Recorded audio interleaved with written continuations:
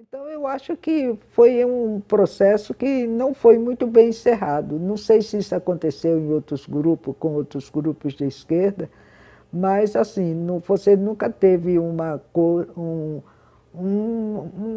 reunião final. Por exemplo, no PCdoB você teve aquele encontro lá da Lapa, onde foram mortos vários companheiros, era para discutir o destino de Araguaia, o que fazer, como fazer, tudo.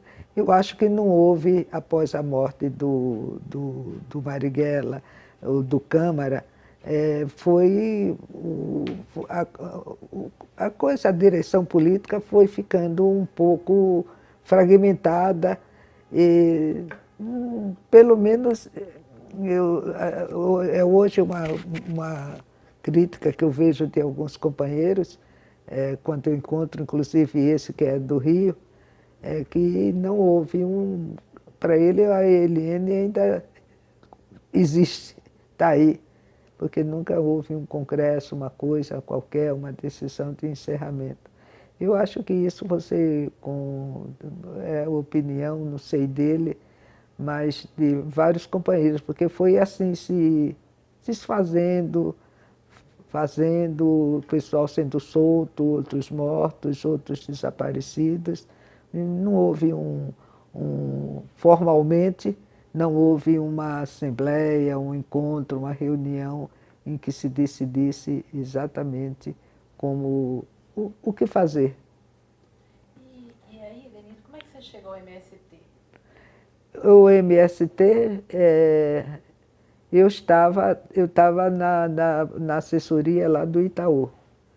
E Você fazia assessoria aqui de imprensa? assessoria de imprensa. Aqui para a presidência? Para a presidência do Itaú Seguradora. Não era bem o banco Itaú. Mas tive muito contato com o Olavo Setúbal, que é uma coisa engraçada. Ele, inclusive, algumas vezes, principalmente com o Eudoro Vilela, que era o verdadeiro dono e fundadores do Banco Itaú. Que é o pai da Milu, né? Que é o pai da Milu Vilela. Inclusive, a Milu foi para a área cultural e não tinha um herdeiro. O Setúbal era filho do Paulo Setúbal, que era o poeta e casado com a irmã do Eudoro, né? E aí, com a morte, o Eudoro Vilela tinha um filho, tinha 2 filhos. Se eu não me engano, era Eudoro também, e a Milu Vilela. E ele vindo de Angra dos Reis junto com a mulher e mais 2 filhos, o avião, daquele triângulo ali que some avião, que cai, etc. Caiu o avião, nunca foi encontrado os restos do filho do Eudoro Vilela. Aí ele começou a apostar muito no sobrinho, que era filho do Paulo Setúbal, que era o Olavo Setúbal. E a Milu, aí foi feita a divisão. A Milu ficou coordenando a área cultural, de incentivos, etc. E o Olavo Setúbal, o pai, né, ficou na área das instituições financeiras, que pegava Itaú Seguradora, Banco Itaú, etc. E eu fiquei lá vários anos, eles sabiam que eu era de esquerda, sabiam tudo, e fui muito bem tratada, muito bem representava o Itaú em várias coisas. Aí eu estava nessa daí, aí quem foi, meu Deus do céu, que me chamou para ir? Agora, quem me levou, eu não me lembro se me chamou, se foi diretamente o João Pedro, que alguém falou para ele e ele me chamou, se foi o Edgar, que era da área de formação, um dos diretores da área de formação. Não, sinceramente, ou Neuri, não me lembro. Eu só sei que me chamaram para ensinar para o pessoal, ensinar para os camponeses como fazer um jornalzinho, porque era assim, Pedro foi morto, eles mandavam pelo telefone, às vezes, ou um telegrama, Pedro foi morto com 2 tiros. não dizia onde, nem porquê, quem era Pedro, o nome completo. Aí a gente fez algumas discussões de diretoria e disse, olha, o pessoal tem um índice de escolaridade muito baixo, não dá para a gente ensinar exatamente o que fazer. Então, eu acho que a gente vai ter de, sei lá, elaborar uma coisa nova. Aí eu formatei uma apostila de repórter de campo, ensinando o que para eles. Eu ia no Rio Grande do Sul, Bahia, Maranhão, Paraíba, ia para todo canto que estava se formando os centros assim, dos sem terra. Isso foi em 70, finais dos anos 70. Catiúcha tinha uns 5, 6 anos, e algumas até ela ia comigo também.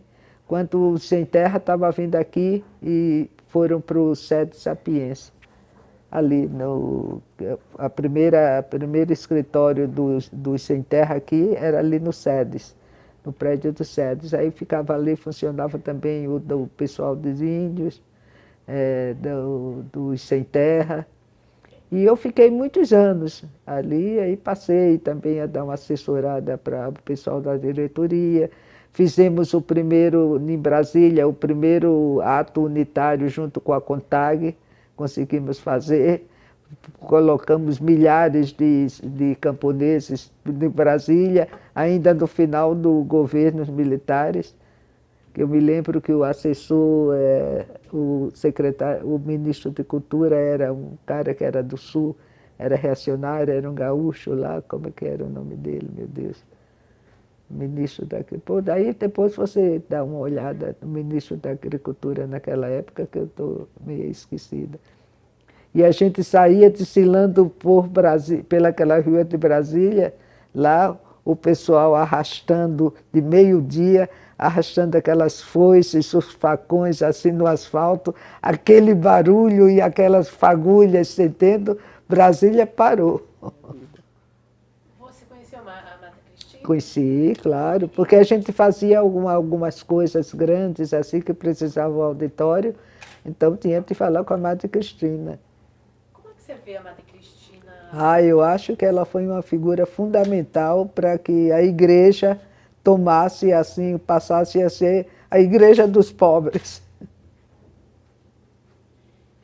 A Amada Cristina era Dom Paulo de Saia? Era Dom Paulo de Saia, ótima definição, sem perder a religiosidade dela, mas voltava aquela religiosidade realmente para o povo mais necessitado. Então, ali, por exemplo, os intelectuais, as psicólogas, os centros que estavam lá, tinham de estar voltado realmente para um trabalho que servisse a população, não para coisas puramente acadêmicas. E eu lembro que, às vezes, era interessante, a gente requisitava o auditório para alguma coisa, aí tinha alguma coisa dos psicólogos e tudo, e ia para a Madre Cristina resolver. Ela sempre pegava índios ou sem terra, qualquer coisa, o auditório ia para lá.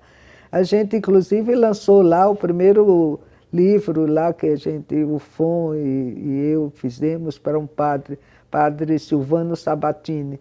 Era sobre o massacre do Juaimiri Atruari, lá na Transamazônica, quando da abertura da Transamazônica. E foi feito o lançamento lá no SEDES Sapienza, lá no auditório, embaixo.